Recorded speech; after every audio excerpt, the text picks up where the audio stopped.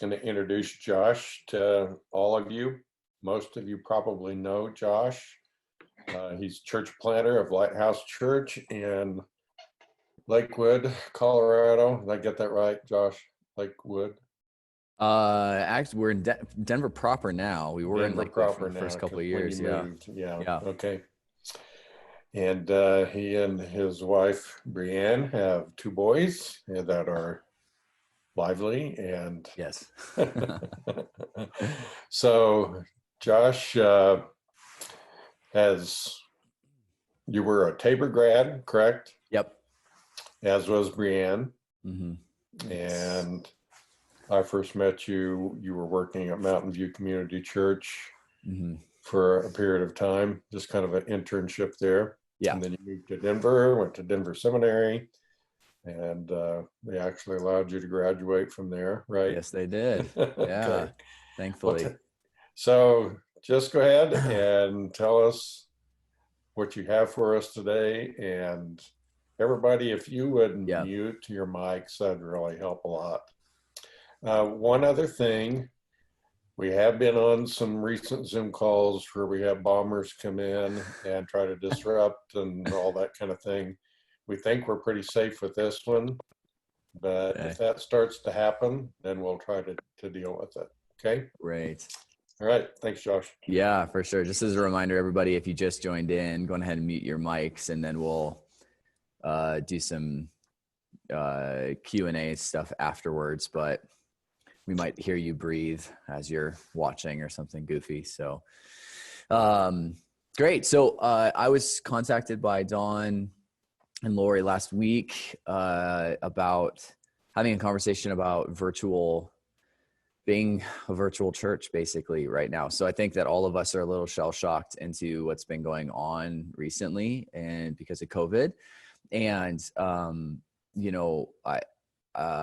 of the dynamics that Lighthouse has that has really helped us in this season is that we have been digitally kind of on the forefront for quite some time as a church. And so, it's a negative and it's a positive for us. It's a positive in that Lighthouse, when all of this happened, it didn't take more than one meeting for our entire staff and our entire elder team to just assume a completely different position.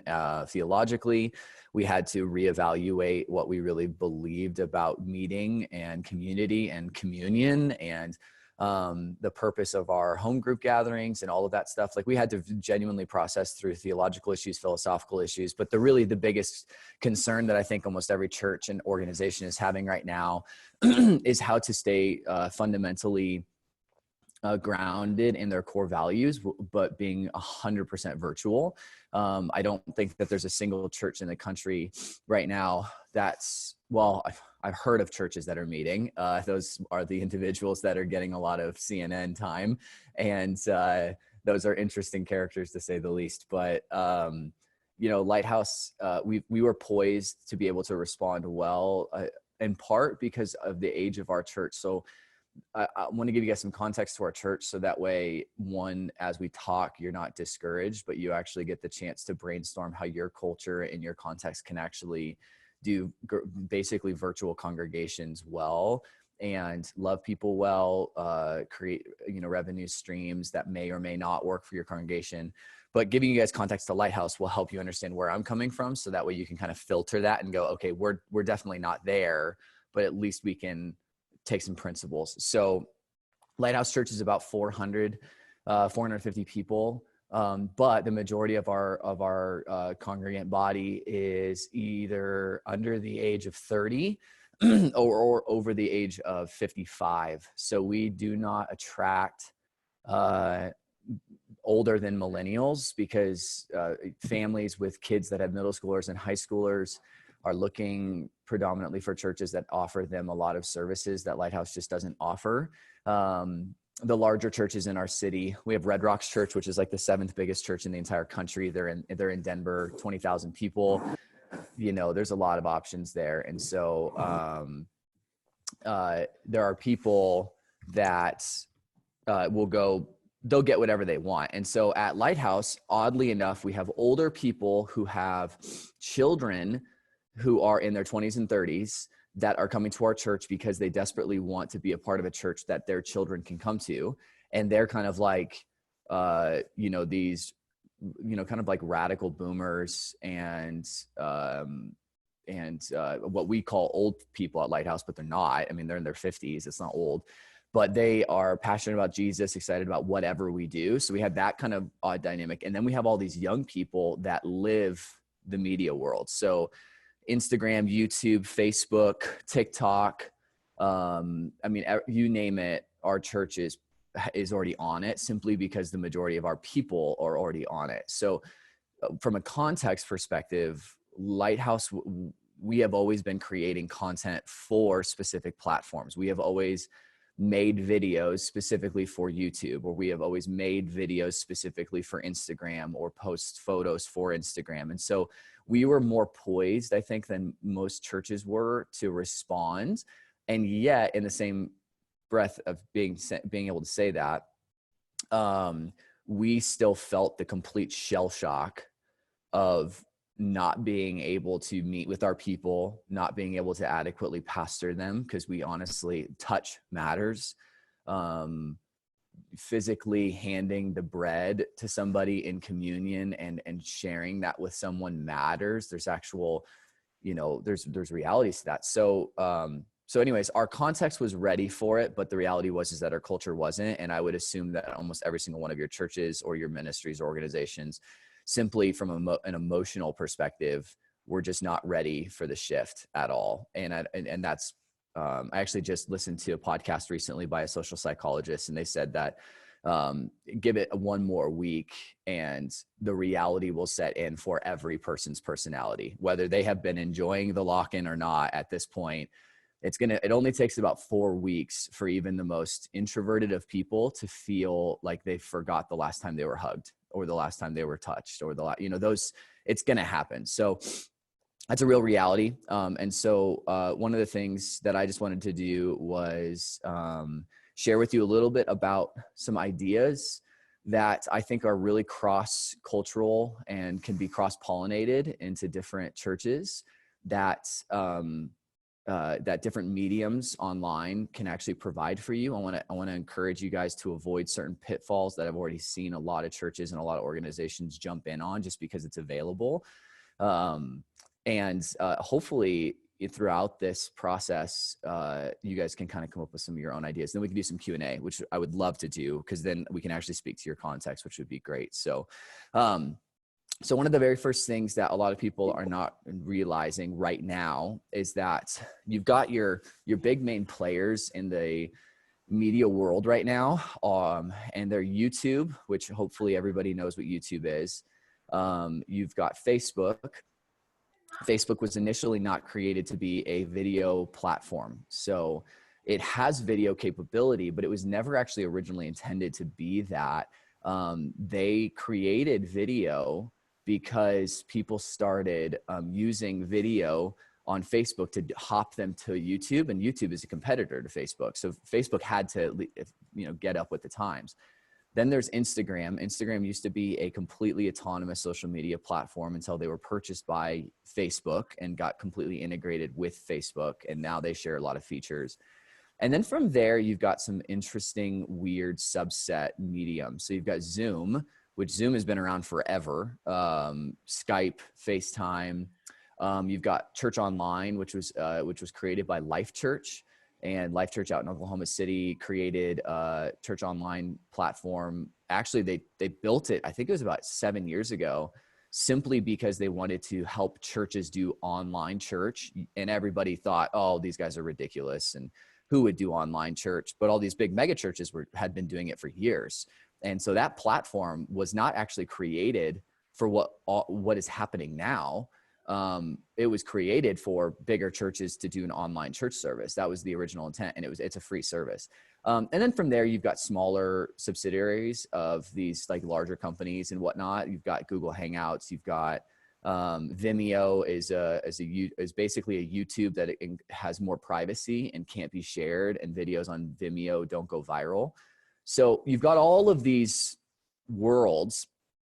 And the unfortunate thing that's happening right now with most organizations, and I think that most of you would probably feel this way, is what goes where?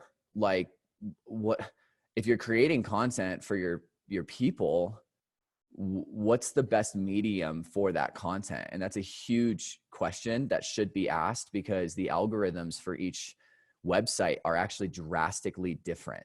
So I'll give you a couple of just kind of parameters, and these come from a guy named Brady Shears, who is the owner of Pro Church Tools, and he's kind of like an online social media guru. And basically, YouTube has been in existence and for years now, but its primary purpose is to propagate and make viral content made explicitly for its platform. So for example, if you went on YouTube right now and you started searching up things, any topic you want, 9 times out of 10, the most viewed thing that you YouTube that's on that topic is actually something that was made for YouTube. So the YouTuber will ask you to subscribe, or they, everybody in the video is looking at the camera, or it's a music video. And because, MTV doesn't exist anymore functionally. And so bands have now been posting their music videos on YouTube, and now they're creating music playlists. And if your favorite preacher or teacher created a video, 9 times out of 10, that video is not them in their sanctuary preaching a 55-minute sermon. It's probably like Ravi Zacharias having a one-on-one with Ben Shapiro in a really cool looking studio. And it's a 45-minute long podcast, which is called long form podcasting. And that content was made explicitly for YouTube. And what you'll notice is that if you were to search that exact same content on Facebook, 9 times out of 10, you're not going to find it on Facebook, because Facebook was created for social engagement, not visual or intellectual engagement. Facebook's whole purpose was connecting people to other people. And then you have Instagram, which was a millennial version of Facebook. So a lot of younger people are on Instagram and older people are not. And the reason behind that is because a lot of younger people, they're not interested in your posts of your daily habits or, your political rants. What they want to see is beautiful photos or really funny videos or stories of what's going on in your daily life. And a lot of celebrities have chosen to use Instagram as their like one-to-one correlating. Like, if you follow me on Instagram, you're going to get an aspect of me that's different than what you would see on YouTube or different than what you would see on Facebook. So a lot of very famous people have chosen to use these platforms like Instagram to personalize themselves. Chris Pratt, if you guys have ever heard of Chris Pratt, he's one of the most famous actors in the world right now, uses Instagram literally just to like talk to his fans. But he would never do that on his Facebook page, because he has like a professional Facebook page. And then on his YouTube page, because he's a professional actor, his image and likeness can only be used in certain settings for interviews and things like that. So because of all these different, mediums that exist out there, the number one thing that you have to consider as a church is which mediums you actually think you have the capability of posting on. So mass quantity of content is not good right now. So all these churches that are posting every single video they've ever created on every platform is not going to get you the engagement that you're probably hoping for. Like, you want your people to be engaged with. You want your congregation to feel like they've got some sort of relational connection with you.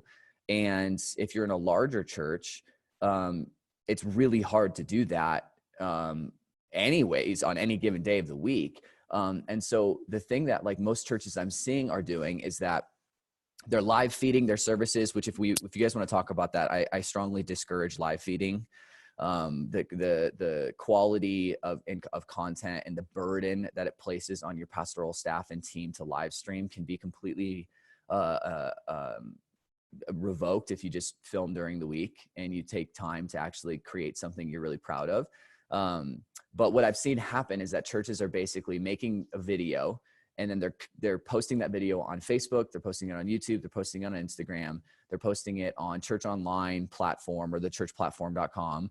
And then they're just taking snippets of that video or words of encouragement or missional moments or whatever they are. And then they're just blasting the exact same platforms with the exact same content.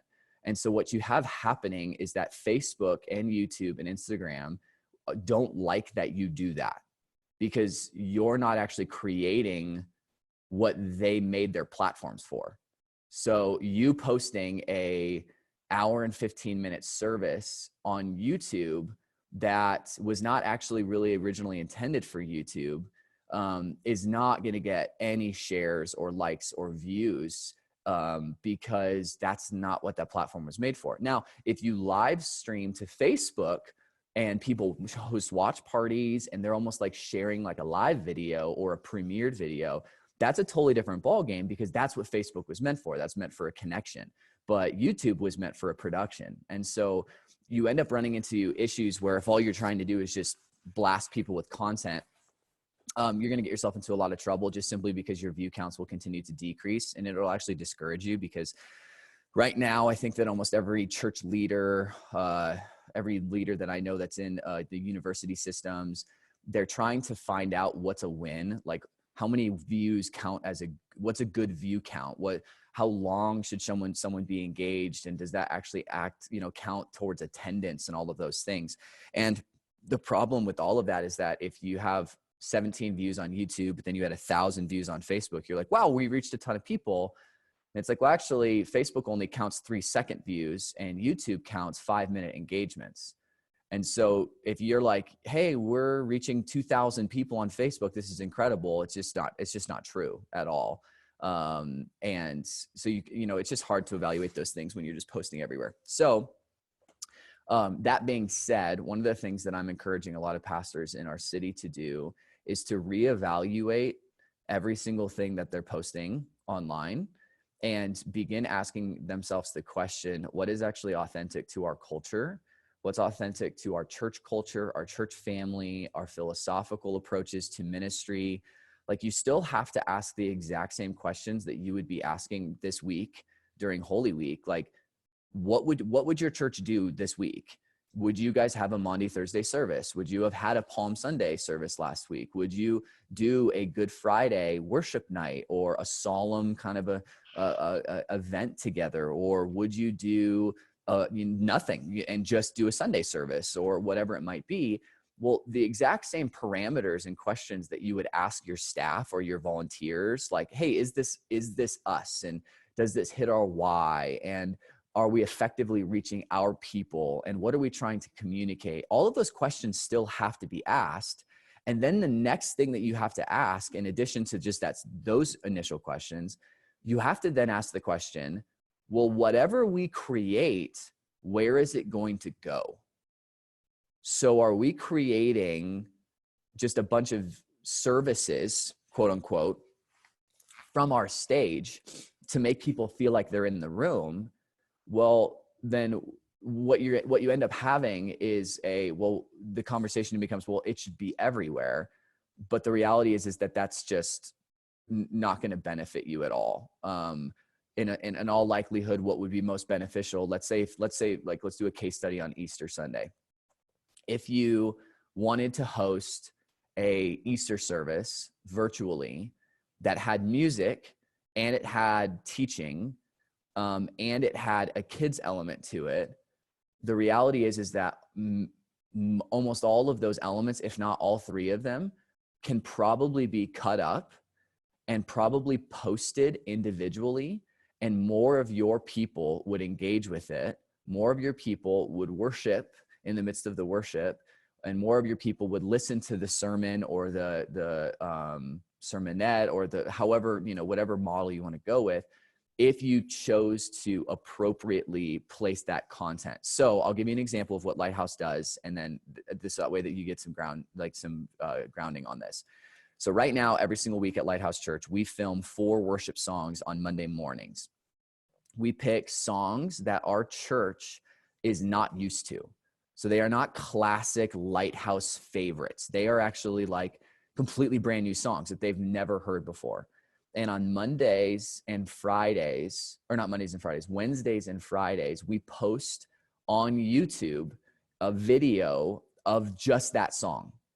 And that is our way of trying to get our people to be consistently worshiping, to listen to worship music, to watch the worship music, to participate in and brand new music, by the way, because if we keep playing the same stuff we played on Sundays, the reality is that they're going to be able to Google the Hillsong version or the All Sons and Daughters version or the original hymn that was recorded in a studio. And they're going to be so much happier to listen to that than us, to be honest. And so we create worship videos on Wednesdays and Fridays, and that goes on YouTube.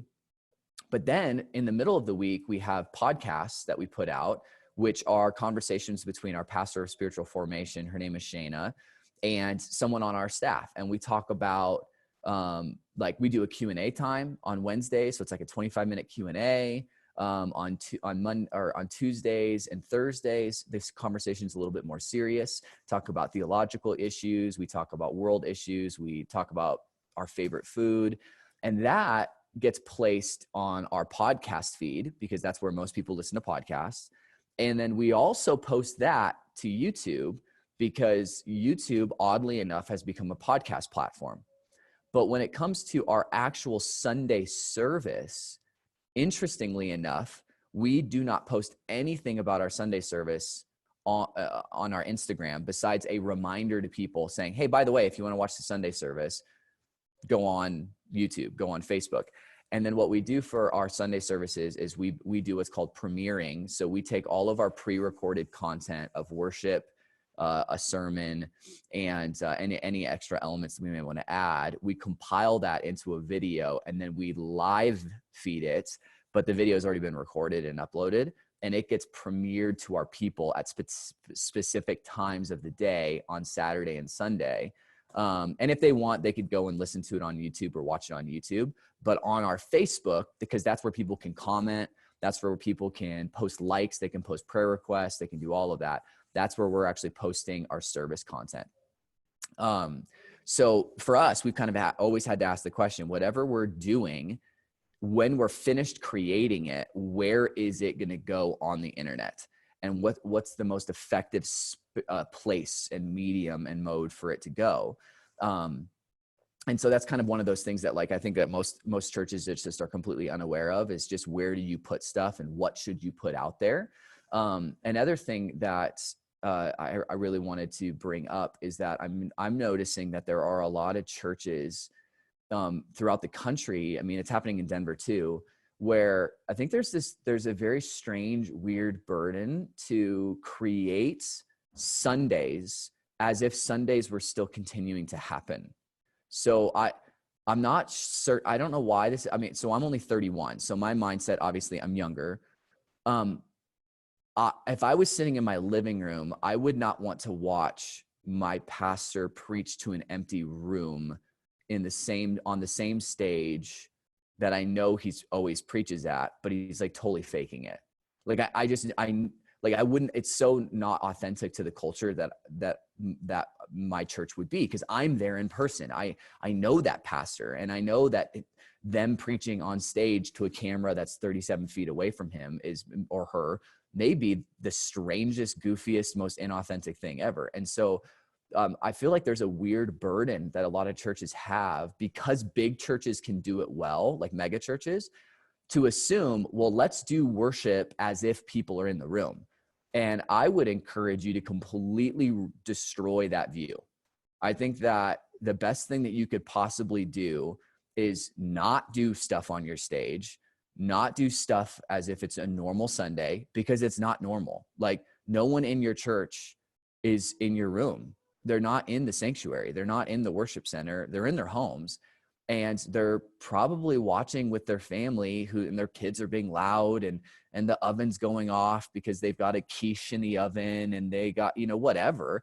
And so what you have to create for them is something that makes them feel like you're in the room with them. And it makes them feel like that you're actually participating with them. And so, let me see here. Someone just commented, but I don't know what I said. So if a great example of this is in Seattle, they enacted shelter in place 4 or 5 weeks ago. And there's a pastor in Seattle his name is Pastor Phil, and he's pastor of a church called Evergreen Church. And if you want, check them out, go on their Facebook page. Since shelter in place went live in Seattle, all of Pastor Phil's sermons are actually taking place at different spots in his home.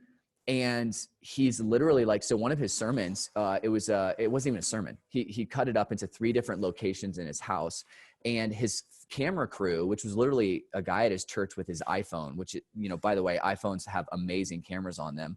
Phil I think he was like cooking a meal for his family, and he was talking about the Lord's Supper while he was cooking his meal. And it was like a really casual conversation with a camera in his kitchen. And then there was a music song, a worship song that played. And then the next transition was him at his dinner table with the meal that he just made. And he's sitting there with his wife, and he has a glass of wine, and they have this nice dinner there. And he's just having another conversation with his church. And it was so interesting. I sent him a message later, and I said, what was the response of your church when you did that? And he said almost everybody was in complete shock, because one, most of them haven't been in my home, because he has a church of about 1,500 people. So it's very hard to have everybody in your home. And he said, the interesting thing was that most of the people felt like I was in their home with them. And I was like, man, that is so appropriate for what's happening right now, in that what he was creating was the mindset of the people who are watching this are probably going to be in their home, in their kitchen, in their backyard, on their phone, something. And I want to be as close to them relationally as possible. And faking it till I make it on the stage is just it's not going to be the same. And so, I've been encouraging a lot of pastors here in our city to rethink everything about how they're creating content for even their services. Our worship, if you go on our website and you go on our YouTube, you'll notice that our worship music there's a cameraman very close to almost every single instrument. We make it feel like you're literally in the band while the band is playing. For the last 3 weeks, my sermons have been, we've had a couple of people behind me, so it makes it look like there's people in the room behind me, but the camera is really close to me and I'm preaching to the camera. We're changing that in a week from now, because we just feel like we've already hit our max on engagement for that model, and we're kind of changing it up for people. But the goal is to recreate the emotional and the metaphysical experiences that people have when they're at church. And we're trying to recreate that in their home. And we can't control the environment that they're in anymore. And so we might as well enter into their environment and do the best that we possibly can to model their environment, which is in their home or at their workplace or whatnot. So, so you have these different things. You have YouTube, you have Facebook, you have Instagram. And I think a lot of churches are struggling with the view that they feel like they have to produce a Sunday quality experience online, which I would strongly encourage you to not do. If you're a church that has the ability, which I think many of you are in churches that probably own real pianos. This was something that I was actually talking with a friend with that was a pastor in the Midwest. He said, traditionally on a Sunday, they have a choir, and they have a piano, and they've got this, it's beautiful, and it's impossible. And it's yep, that's absolutely impossible. Unless you have a video tech that can somehow have all of your singers sing into Zoom, and everybody, organizes this video, and you do it every week, that's going to be a nightmare. And that's not possible. One of the things that I told him was, well, why wouldn't you just bring your grand piano, pull it into your lobby at the brightest point of your day, put a microphone in the middle of the room, and have 2 or 3 of your staff with their iPhones film your piano player and your worship pastor, whoever it is, have them just play on this beautiful grand piano and sing into it. Or not sing into the piano, but you know what I'm saying? Play and just move the camera around and share that with your church. And that will probably get more engagement, even from an emotional worship response.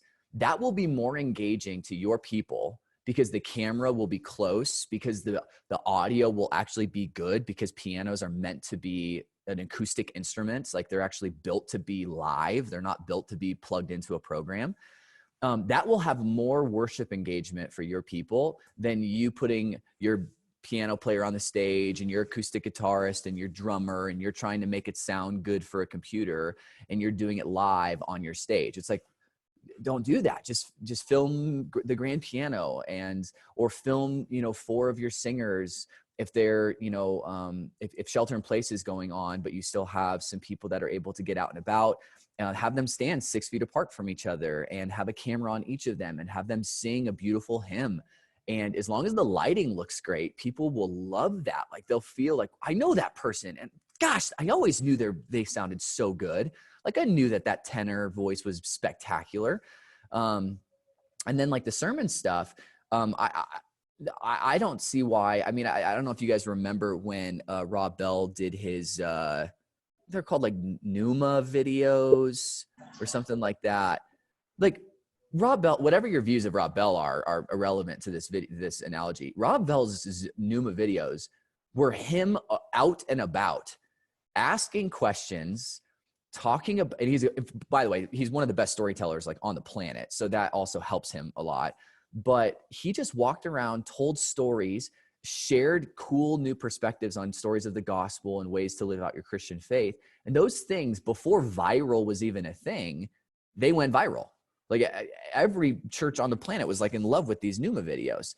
And so I think that, if you had someone follow you with a camera and you talked about stuff that you would never get the chance to talk about on a Sunday, I think that would be completely appropriate for your people.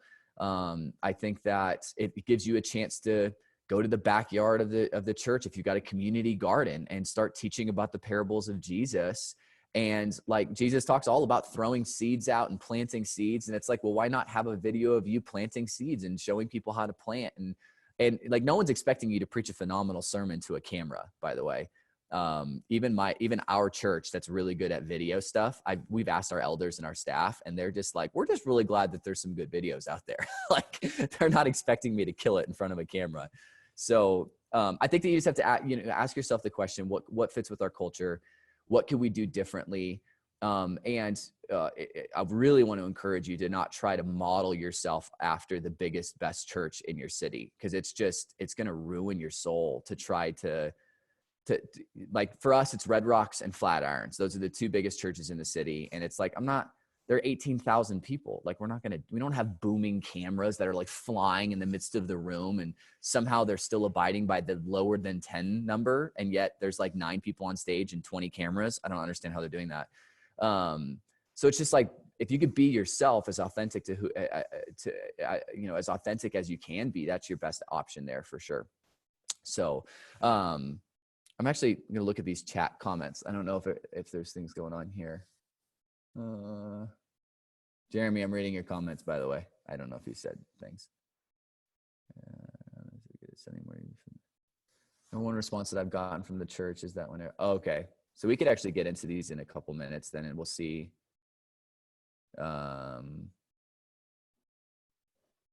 See how that's going well. So, okay, how do I close this? I don't know how to close chat. Does that little button mean close? Yes. Okay, great. So the other thing that I would really encourage you guys with as you're diving into the digital era is I think that a lot of people are forgetting that most of you either own an Android or an iPhone. Is that correct? If you just like head nod for me, everybody.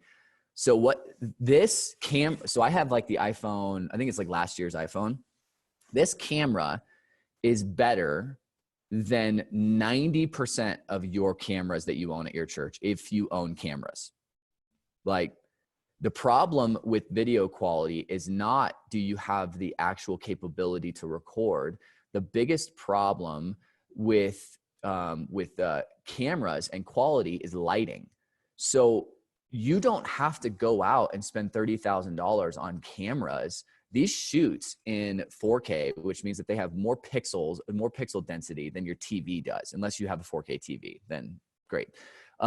The problem is that lighting is the biggest issue. And most of your sanctuaries were not created to have adequate lighting for a non-professional camera. So another reason why I would assume most of your Sunday services, if you're doing them in your service, just don't look that great. Maybe they're grainy, maybe they're just not looking spectacular, is simply because the lighting you own was meant for live lighting. It wasn't meant for video production. If you've ever been in a production studio, the light is blinding. Like it hurts to be in a studio. And especially if they're using LEDs, which is what almost everybody is right now. So actually it's really interesting. I'm in our cafe, and I turned all the lights off in our cafe in our church. And I've got 3 really, really cheap, like I'm talking $20 photography lights on me right now. And I'm using my Mac camera. And besides the fact that my internet quality is not that great right now, what I see of my little screen, I see absolute clarity simply because I'm using appropriate lighting. And so don't underestimate the power of your iPhone. Like if you've got a staff or volunteers that are willing to come to your home or go to a park, or if your staff is still working at the church, but you guys are just practicing social distancing, do not underestimate the fact that 3 of your staff could literally be sitting there. And make sure you don't film vertically. Don't do that. We don't have eyeballs that are vertical. We have eyeballs that are horizontal. So make sure you're filming horizontally. You could have 3 people filming you at different angles. And as long as the lighting looks great, it's going to be absolutely fantastic. So don't underestimate what technology you already own. And if you're wondering how to get good microphone signal, the nicest thing about iPhones, once again, and this is something a lot of people forget about, and this is for your sermons, if you're preaching sermons, or if you're doing like little devotionals every day for your church, you can plug in. So what I'm wearing right now has a microphone plugged into it. It's just an Apple earbud. On Amazon for like $20, they have these thing called iPhone or Android lapel mics, and you attach it to your shirt, and then you just plug it into the bottom of your phone, and you turn on your I always forget what the app is actually called. I think it's called Voice Memo is the program. You can actually just press record on Voice Memo, put your phone in your back pocket, and if someone else is recording you on their phone, audio's great, video's great. And then all you have to do is, use a free Mac program called iMovie, which is free on every single Mac. And if you don't own it, I think it's like $19. And you just have to put your video and your audio over each other. And all of a sudden you have incredible audio, incredible video, and it costed you potentially nothing to do that. And you could, if you go on Amazon, there are iPhone capable microphones everywhere, and they are so cheap. You could use that to record your grand piano. You could use that to record all of your singers. There's so many options, but because you have literally a $1,000 beautiful piece of device. And I see that question about on the PC thing. I'll get to that in a second. So there's tons of free programs out there that you can adjust and edit stuff in. So we can get into that really quick too. So the last thing that I wanted to dive into really quick was just revenue streams, and something that Lighthouse has been doing. And okay, I'm pulling that down really quick. So last thing that Lighthouse is doing that's creating some opportunities for income for us is Lighthouse has started creating different videos that feature products. And so for example, last week we filmed a video called Cooking with a Pastor. And one of the things that we're going to start doing is, so I cooked one of my favorite meals in front of a camera. It was super cheesy, but we had like 150, 170 some people watch it. Well, a lot of people in our church started asking the question, is there any way that we could get that made? Like, can we get that food? Can we buy that food? Could we do that? Like, people in our city are bored with door dashing and Uber Eatsing, and, and then in bigger cities, you have food delivery. And so one of the things that we've actually encouraged people in our church to do is that if they have access to a professional kitchen, so your church actually may have an up to code kitchen in your church. There are a lot of churches in Denver that have that exact same thing.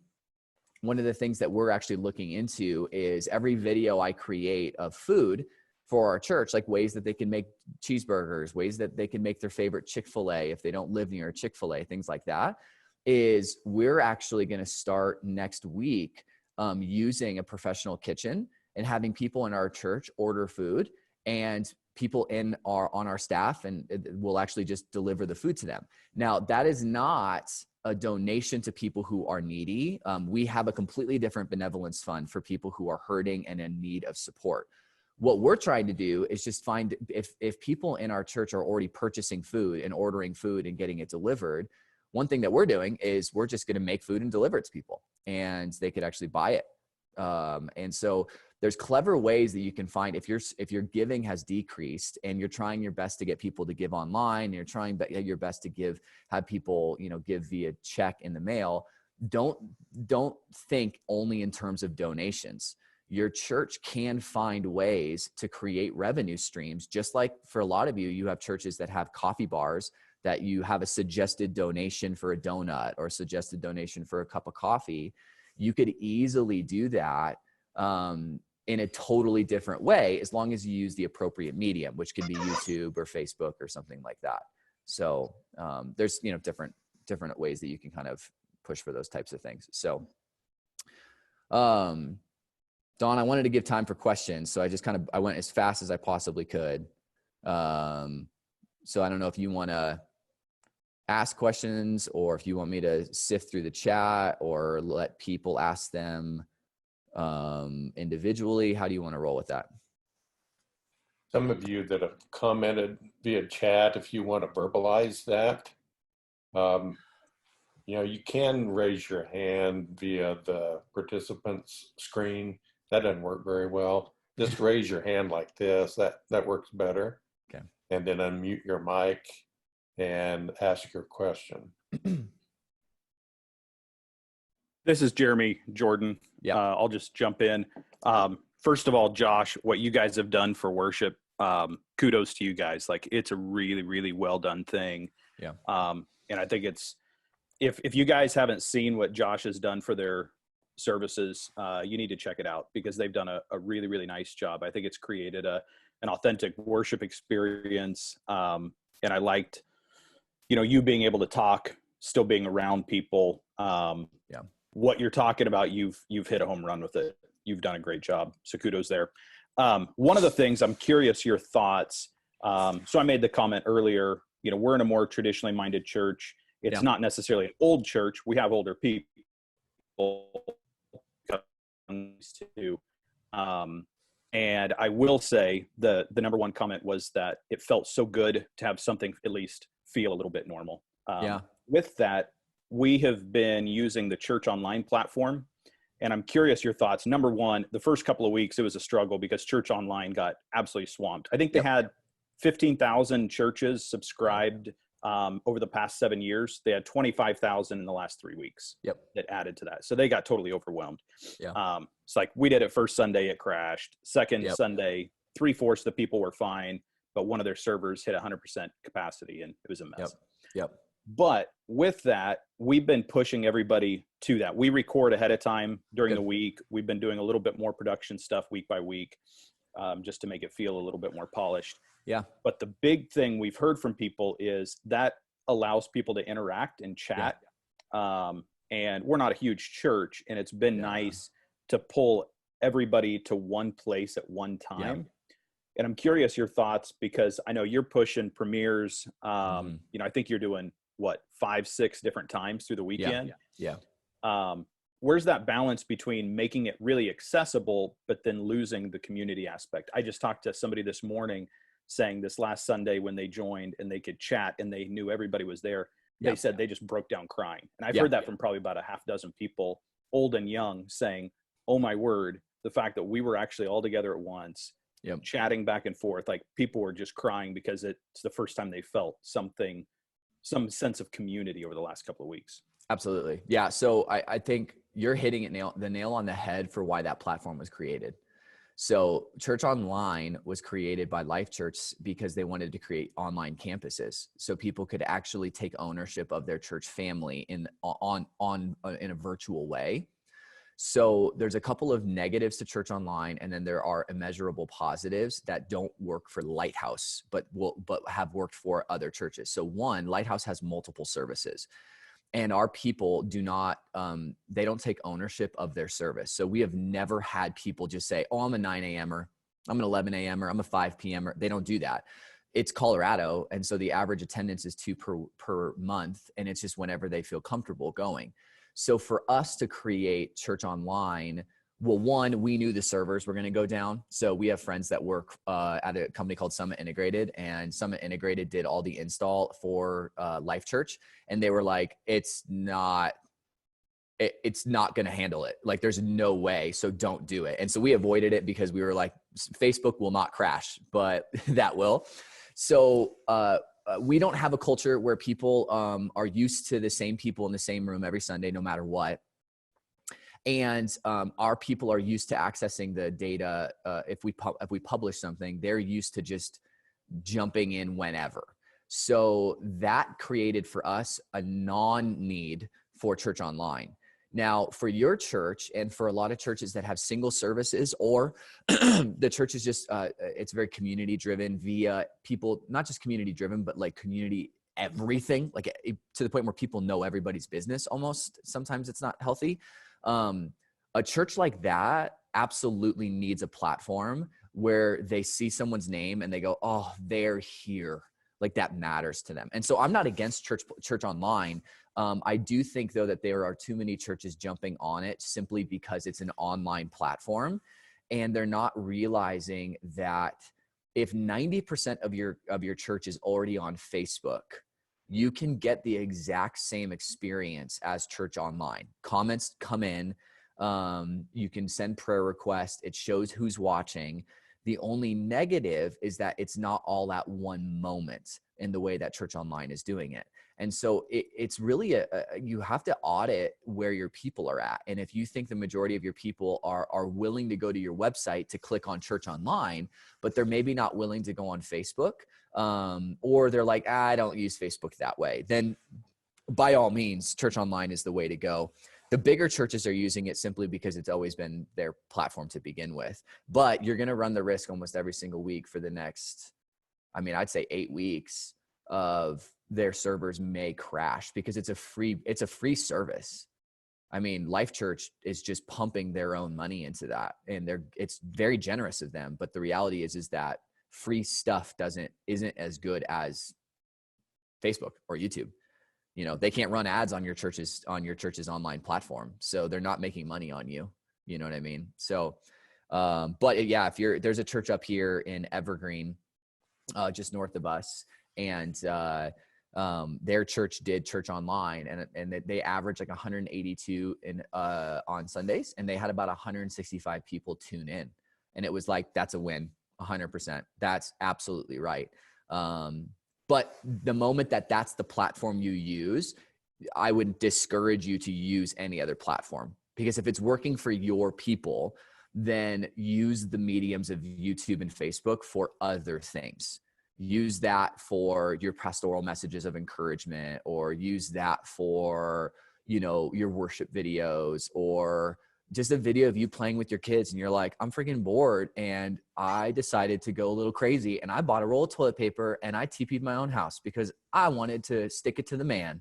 I don't know, and people would think that's hilarious and they'd love that. And because it's you being a regular human on Facebook, so not against Church Online. I just think that a lot of churches got really screwed for like 3 weeks in a row when the servers failed. And that was a really big bummer for a lot of churches. Josh, I think we're seeing a lot of churches or smaller churches. Yeah. They don't have a lot of tech people around or younger people that understand these mediums. Yeah. And so they're asking, okay, limited, I'm kind of solo in this, trying to do my best. Yeah.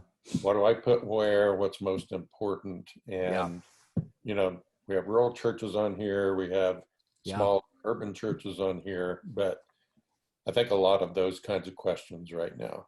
Yeah, absolutely.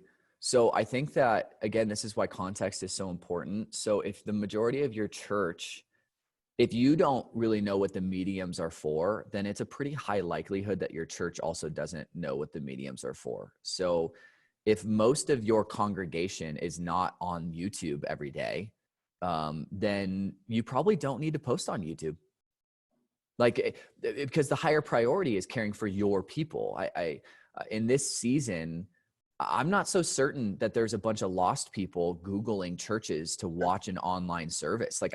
I have yet to, we've had a couple of people connect via our mediums, and we're really good at connecting people virtually. I mean, if you go to our website, you have no choice but to watch a video, get connected virtually with a pastor, give virtually. There is no way, you can't even find our old website anymore if you go to our website. But the reality is that most people aren't. They're just in their rooms and homes watching Netflix and hopefully reading books and things like that.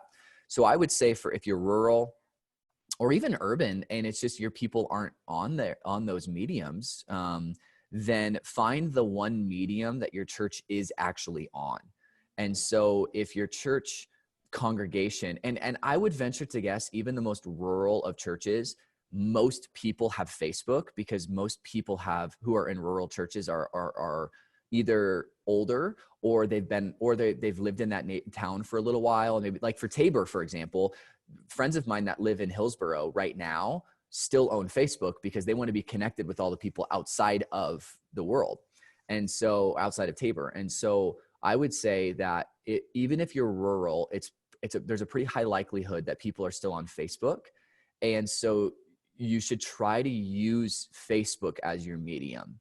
And that can look like some of the things that I had already said, having one of your choir directors come or your piano players come and play the piano and video record them. And, even from a technological perspective, on your phone, you can actually edit videos.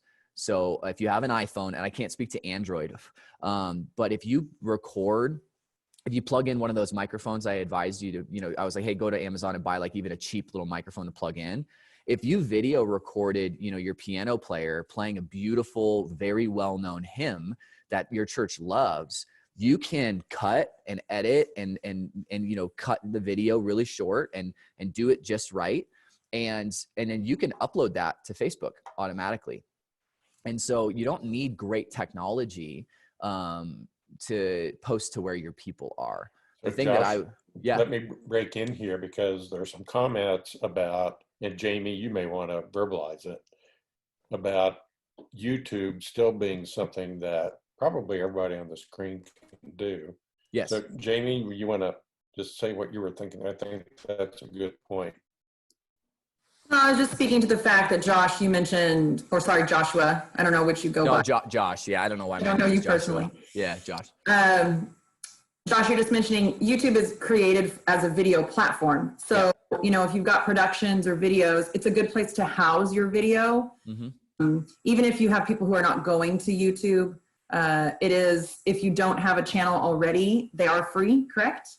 Yeah. So the only negative is that if you're trying to host your content on YouTube, but then you're trying to share it to Facebook, the Facebook algorithms do not like YouTube videos. So what if you get a chance and if you go on Facebook and you go to my Facebook page, you'll actually see, I did a test last week, because I was like, I wonder if I share a YouTube video, how many people in our church will like it in comparison to if I share a Facebook post on Facebook. So if I'm staying in the same platform and sharing in the platform versus sharing something from exterior. And it was interesting. I saw double the amount of likes by something that we created on our Facebook platform. So yes, YouTube is made for video, but it's made for specific content made for the YouTube platform. So if you're doing a Q&A session with one of your staff persons and you have a really good, well-lit room and the quality is really good, that is a fantastic YouTube video. But a pastoral encouragement devotional for 6 minutes, that's not where you want to post on Facebook, or you don't want to post that on YouTube, because the most connections, the most shares, the most likes will take place on Facebook, because that's what the algorithm likes, something made for its own content. So I'm not opposed to using YouTube at all, even if your church maybe isn't living on YouTube. I know that it's a host site, like it can host all of your content, but it may negatively impact you if you're only sharing that content to your Facebook page. And you just, you don't, that's why the mediums are so important to share within the mediums. Now on our website, if you went to Lighthouse's website, every single video that our website goes to is a YouTube video. It's not a Facebook video, because we're making the assumption that people are coming to our website because they want to watch something, not to engage with something. But when they log into Facebook on their phone, there is an implicit desire to engage, which is why we create engageable content on Facebook. Does that make sense? Yes. I think you were going down a little bit different route than what I was asking, but that's okay. That was all good information. What was the directed question then, if I didn't? Well, we're considering it now. Correct me if I'm wrong, but if we're posting to Facebook versus posting to YouTube, the content belongs to us on our YouTube page versus posting on Facebook. Anyways, that can be a separate communication that I can ask. Yeah, I mean, your content may kind of sort of be owned by Facebook, but you're still, I mean, it's still online. So like the moment you post on YouTube, they claim it, and I'm not necessarily concerned about that, because I do agree with you that you need to think about engaging people. And we've seen that, our church has we pre-recorded, but then live streamed through both YouTube and Facebook. And the Facebook is where you get the engagement. People they're chiming in on the chat saying, hi, this such and such a family's here. And then another family says, oh, so good to see you. And most definitely Facebook is a place where people are going expecting to engage in conversation chat rooms of that sort. So yeah, I would agree. Yeah, it's all about what your metric is. If your metric is engagement, you do have to use different platforms. But if your metric is engaging with the people that are already simply a part of your church, then you might just have to limit the content you're creating explicitly for the people of your church on the platform that your church is most often on.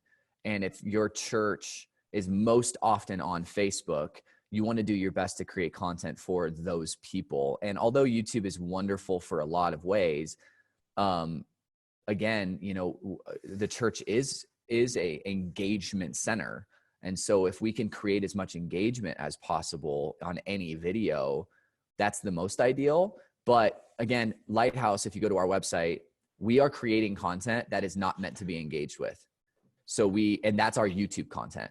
Like we have zero desire for people to post comments on my cooking with the pastor video. Like if they watch it when it's live or when it's 7 weeks old, who cares? That's not relevant to us. But we do want them to engage in a service video and say amen and request prayer and, things like that. So, yeah. Hey, Josh. Yes. You mentioned earlier about the Android lapel mic and using that as, amplifying your sound and such, but you said use one phone for the sound and one phone for the video and then merge them together.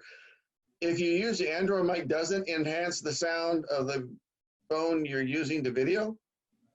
Well, so when I was talking about that would be, so for example, if I was standing in a room and I was like 7 feet away from the camera and, my microphone cable was only 6 feet long, let's say, what you would do is you would record to your phone just the audio, and then the camera that's further away from you would be recording the video.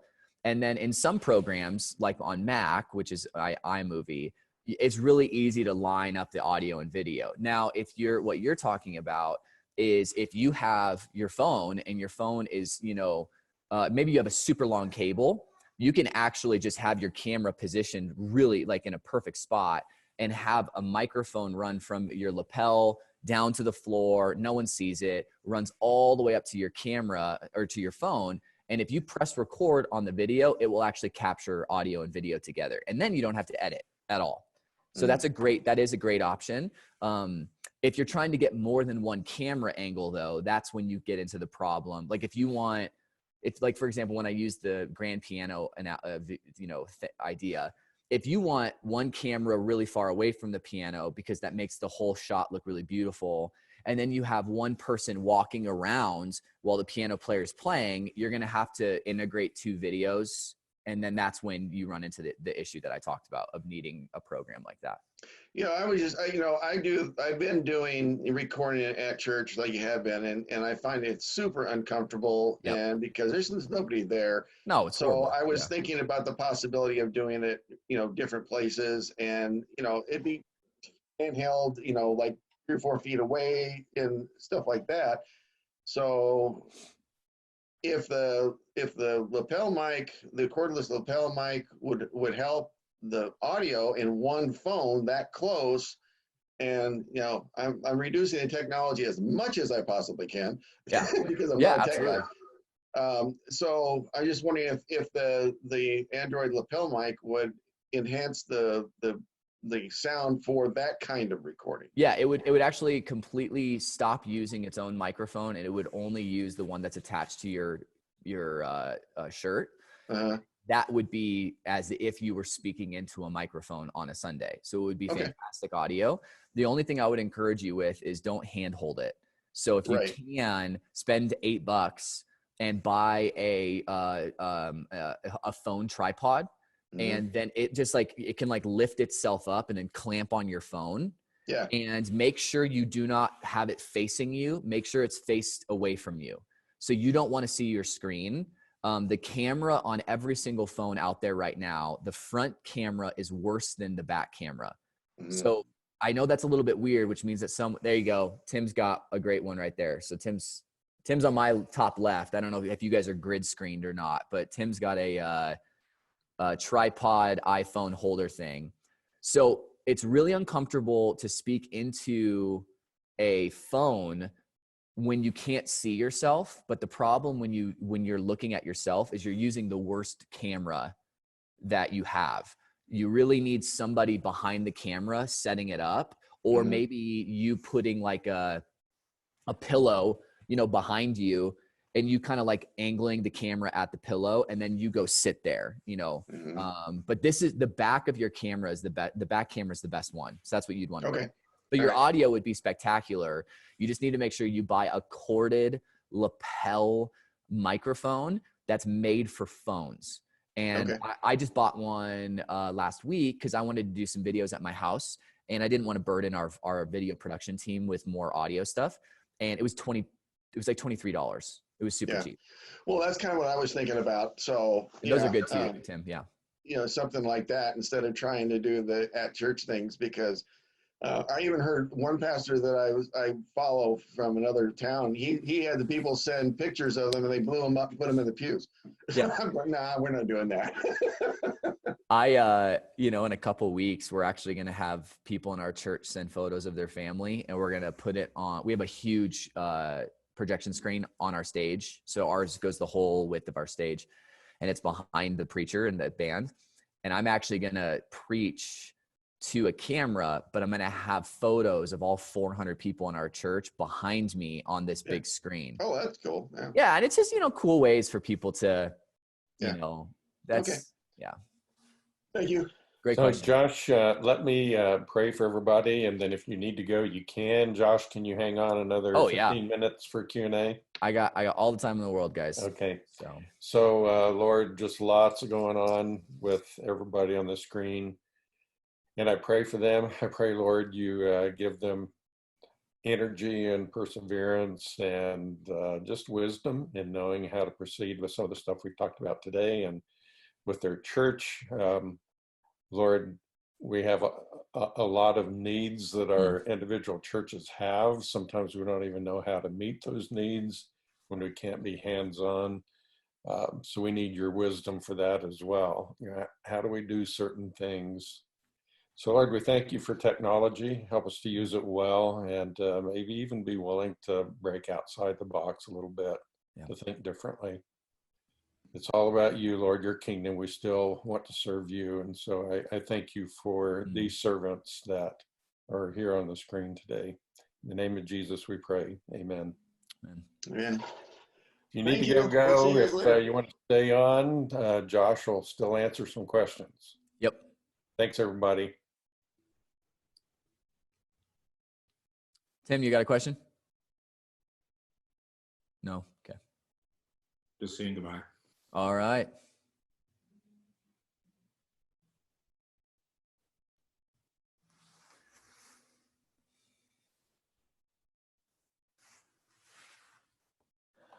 Okay. If anybody else has questions, go for it.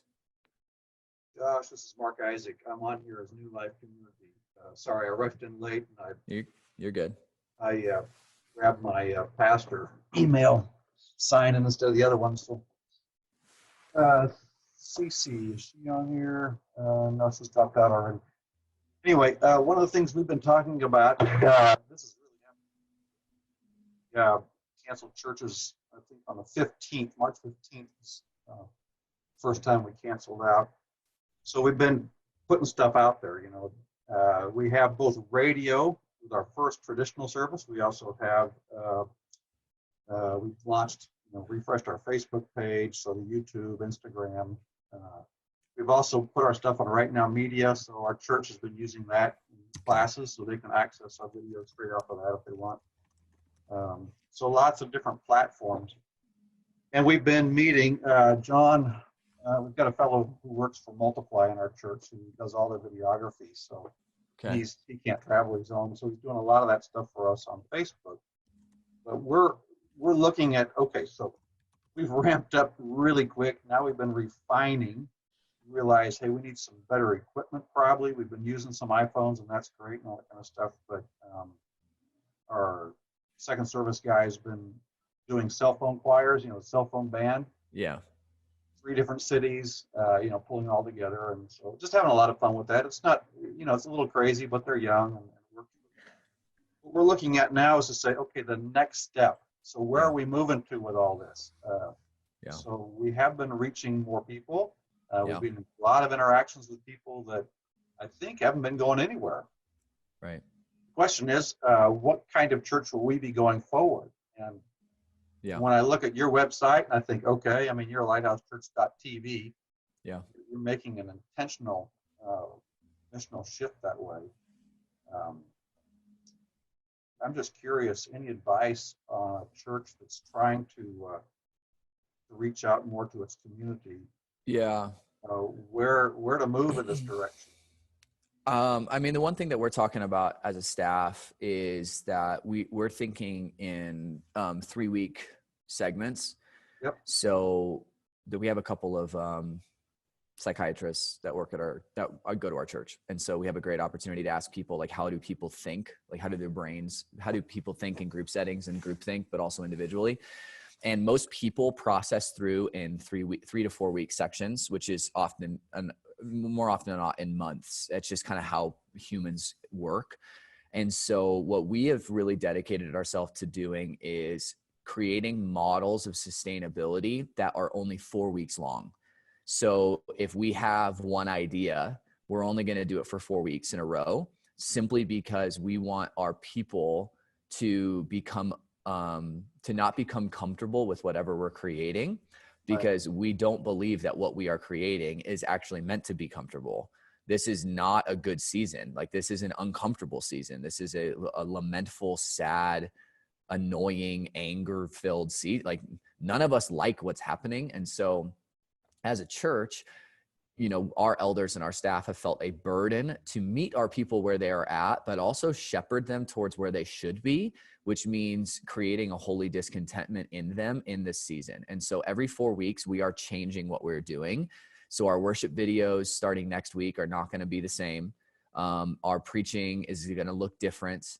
Our social media presence will change its style. And that's simply because we want people to see the things that we're doing as fresh, but also make them hunger for what Lighthouse used to be. So every Tuesday and Thursday, we're actually posting on Facebook and Instagram photos of our services from over a year and a half ago. So we have a photographer at our church every single Sunday, and that's a benefit we have just because we're younger. But we, on our Instagram, every Tuesday, Thursday at 4 p.m., we post 6 photos of the Lighthouse Church family. And it's photos of baptisms that we had to miss a baptism service. We were supposed to be baptizing people this Sunday. That's not happening. And we don't want people to be baptizing other people in their homes. And, who knows what kind of transmission of COVID will happen when you do that. And so, so we're just basically saying, remember what we used to be. And it may look the same when everything goes back to normal, but we also need to be ready emotionally for the fact that we're going to go through. I mean, imagine if anybody in your church went through 3 months of isolation because they had bulimia, or they were anorexic, or they had a mental illness and they had to go to a hospital to receive care. And it was a 3-month program. If they showed back up at your church, you would approach them as if they were someone who needed potentially a year's worth of pastoral care to help them. Like literally, I mean, in Denver, we have plenty of people that have gone through programs, AA programs, different programs, and they almost have to be integrated back into society well. And we pastor them as if they've gone through massive trauma. And so the reality is like when everything is done, we have to be, as a church, we have to be ready to go back to the normal in some ways, but also be ready for a year potentially of mass trauma preaching, mass trauma care, mass trauma implementation of joyful experiences to help people not forget about what happened, but definitely move past it in a healthy way. So anyways, as a church, so every 3 to 4 weeks, we're changing everything simply because we want people to be uncomfortable enough to crave what they don't have, which is the church family right now. So your ideas are great. It's good. It's good that you have people that are doing the choir thing. That's a pretty cool thing. I've seen that. Your equipment upgrade, don't rush too fast into equipment upgrade, because what you might buy now may not be applicable if you do a different model. So, we have a lot of really nice cameras at our church, but the moment that if I start doing stuff in my living room, I only need one at that point. I don't need all 5 anymore. And so, make sure you're buying and building a system that you could use now and also when this is done with. And that's a pretty big piece. Like, don't invest a ton of money into live streaming if you have no intention of live streaming after all this is done. Does that make sense? Yeah, absolutely. I mean, I watched another Colo church. He's got all the equipment set up in their sanctuary. So he's stuck going down the sanctuary because that's where they do all their live. You can't go home with this stuff. That's right. Yep. It's connected to a nursing home too. So, that live feed now is a lifeline for them. Yep. So it's fine. He has to go down there, but we found ourselves thinking we've got to be much more nimble. And your 3 to 4 week changeover is matching what we're thinking about. We're also talking about the potential, because we have someone like John, who goes around the world with Multiply, training people how to do videography. Yeah. Setting up a green screen room. We got plenty of room in our church. Yep. And training kids on how to create videos. That's right. That's right. Producing stuff going forward. Yeah, that's awesome. Yeah, use the resources you have. If every room in your building is not already a set up studio, then it should be.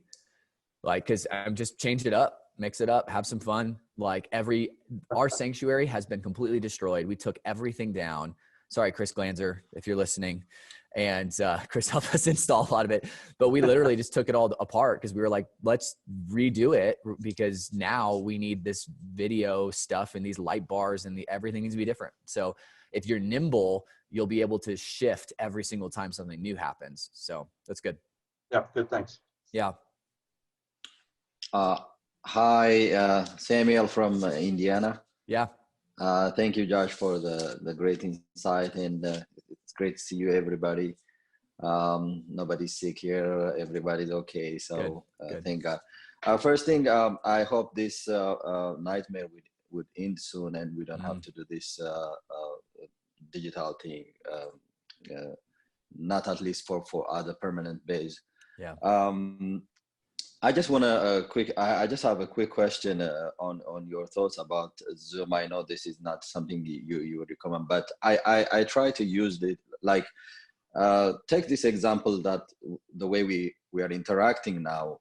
This is the closest thing I can feel as a real interaction, because I can see the expression of your face, and I see the sounds of your tone and everything. And I tried this as of last week on our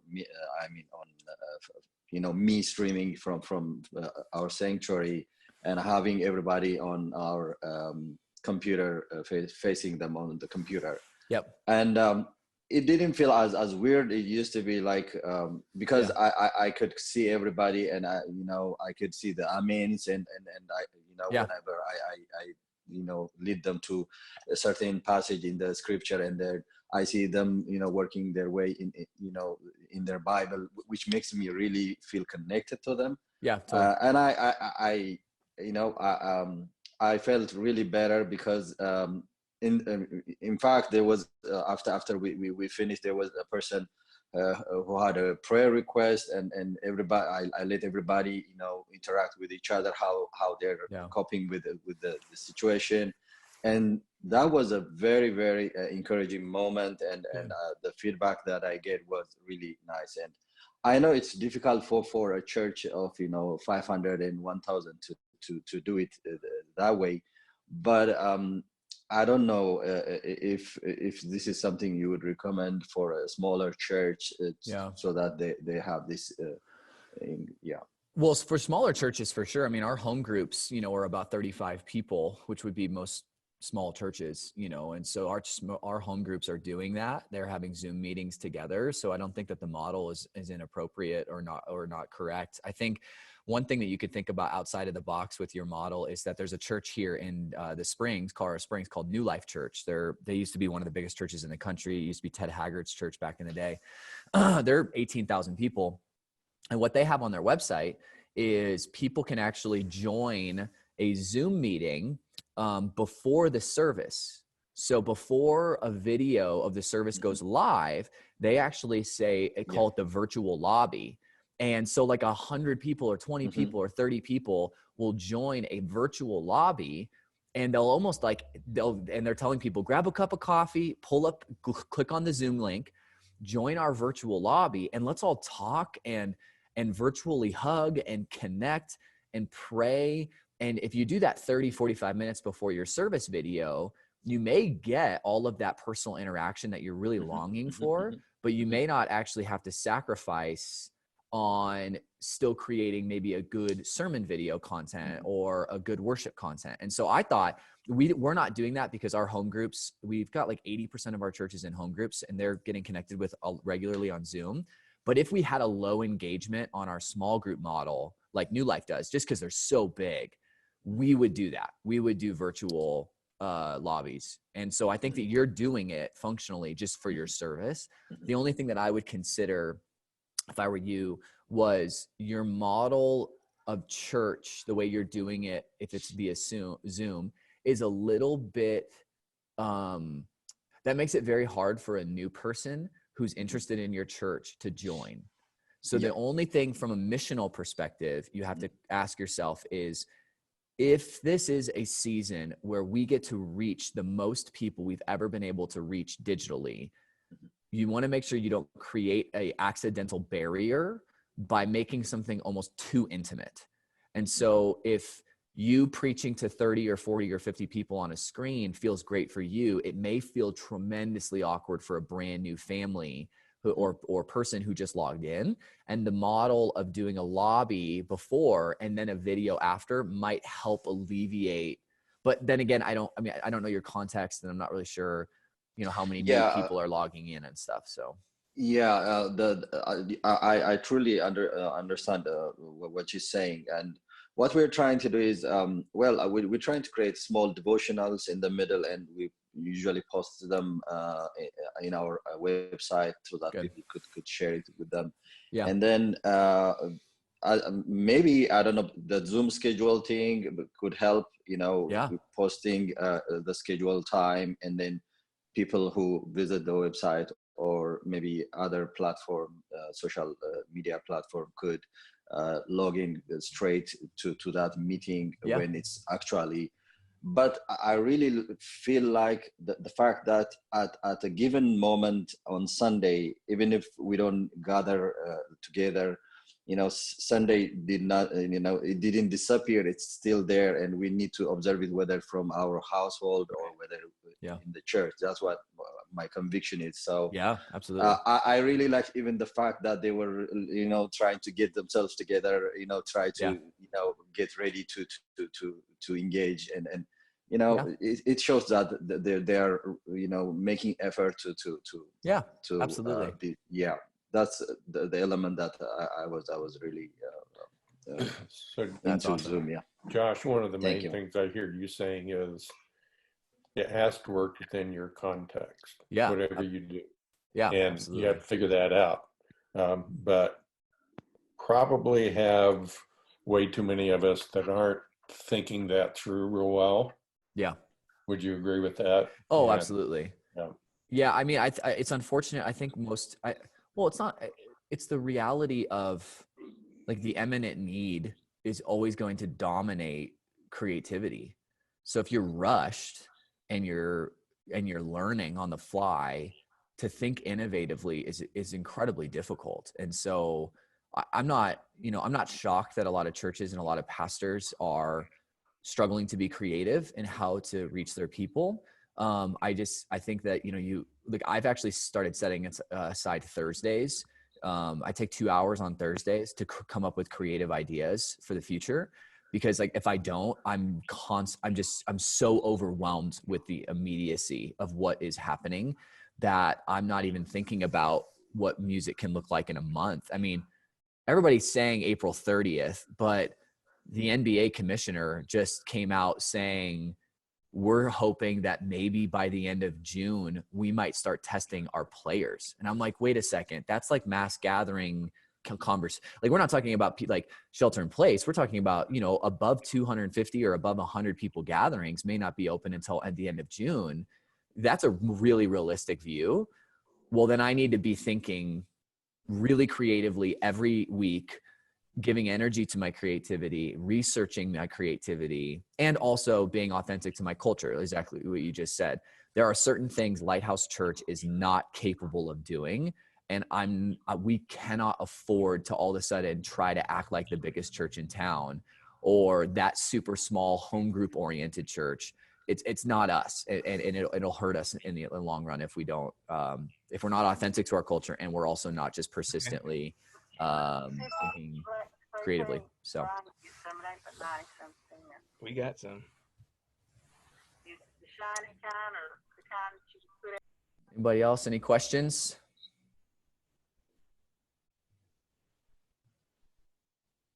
Or any resources that I could throw at you? Websites I could tell you to go to, Facebook posts I could tell you to look at, churches, anything like that? Josh, is there a similar thing to Zoom right now where you can do video, but on Facebook? I thought I saw something, but I don't know. Yeah, they just made it. They just announced it today. So it's called Facebook Mass Messenger. Okay. Yeah. So I have no idea if it's going to be good. It'll definitely be way more secure than Zoom is. Yeah. Because they've gotten ripped apart by the government for the last 2 years. So they'll definitely, So, but Facebook Messenger was hosted via Skype like 3 years ago, and then they stopped that arrangement. So I don't know what they're doing now, but it just got launched today. I just saw it on my feed.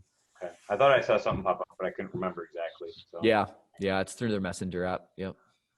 I think if I made a comment in the chat earlier, and as Don and Josh, as you guys are following up, if people have questions about equipment and buying from Amazon, just make sure they check the ship dates, because so much of that stuff is a month out on shipping. Oh yeah. If it's non-essential and you don't have a warehouse in your city, you're not getting it until the end of April, no matter what. Like there's no shop around and make sure you don't order something expecting it to be there in a couple days. Well, also, so I'm really good friends with Fred Leonard in Mountain View Community Church in Fresno. And Fred just called the biggest church in the city. It's called People's Church. And he was like, we don't have any equipment and we're not ready. So can you let us film at your church for the next month while we figure our stuff out? And then that church said, yeah, absolutely. And they did. And here in Denver, Red Rocks Church is allowing churches to film their Easter services during the week.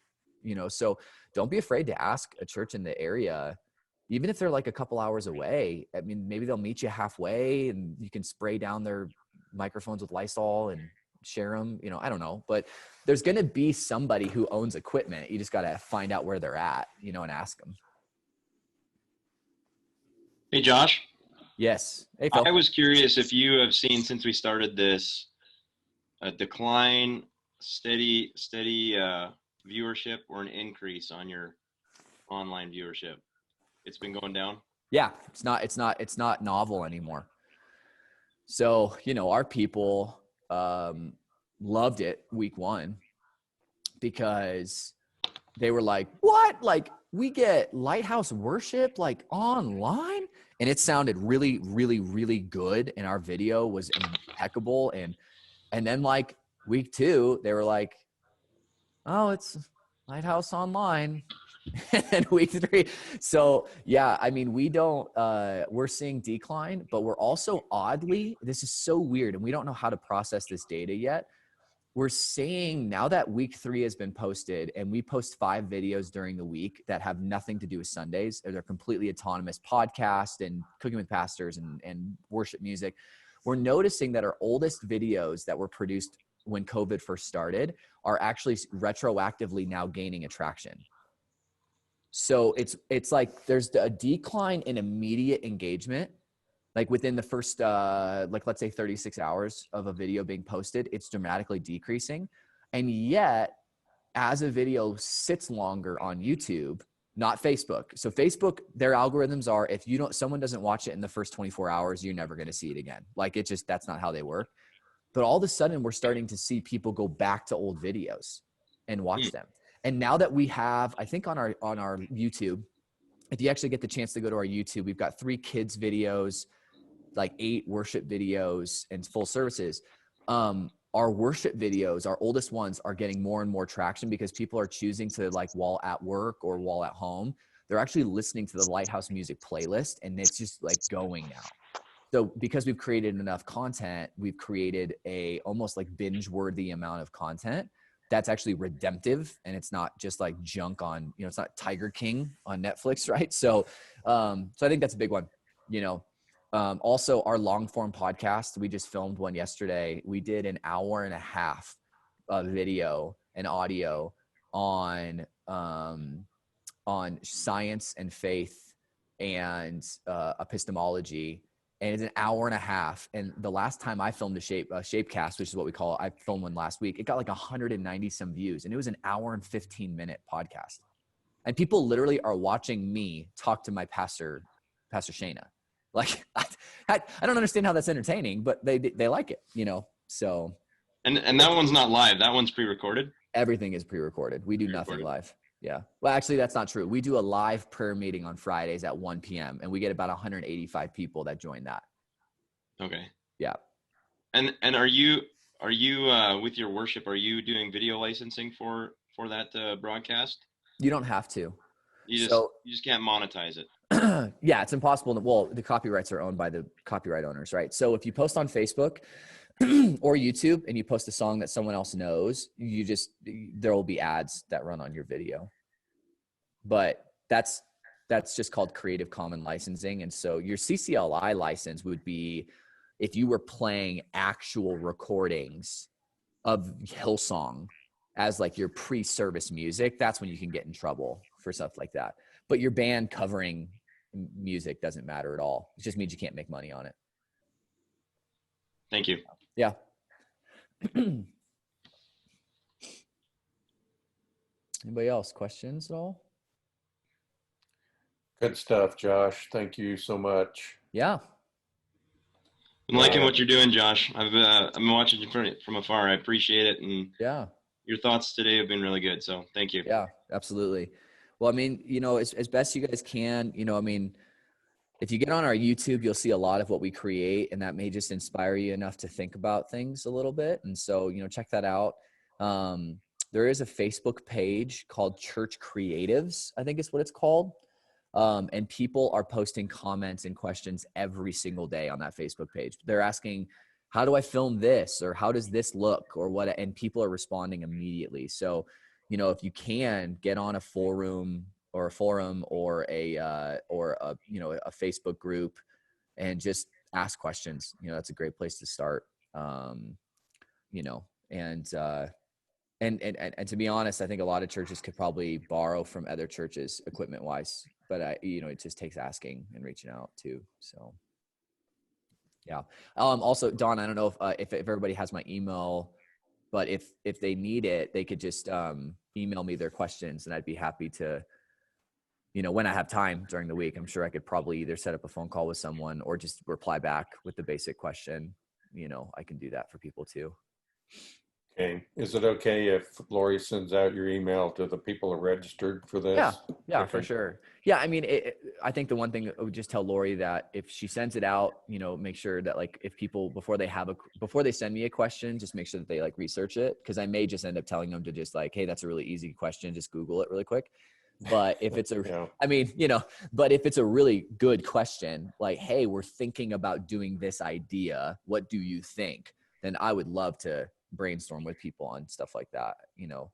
But I'm not a tech guy, so we have a production manager at Lighthouse and that buys our equipment. So I am not the guy to ask about what to buy. That would be what those pages are for. Church Creatives would be a great, you know, space for that. So Okay. We're good. There we go. We'll let you go. Awesome. Thank you all. Appreciate Thanks, you being everybody. on. Yeah.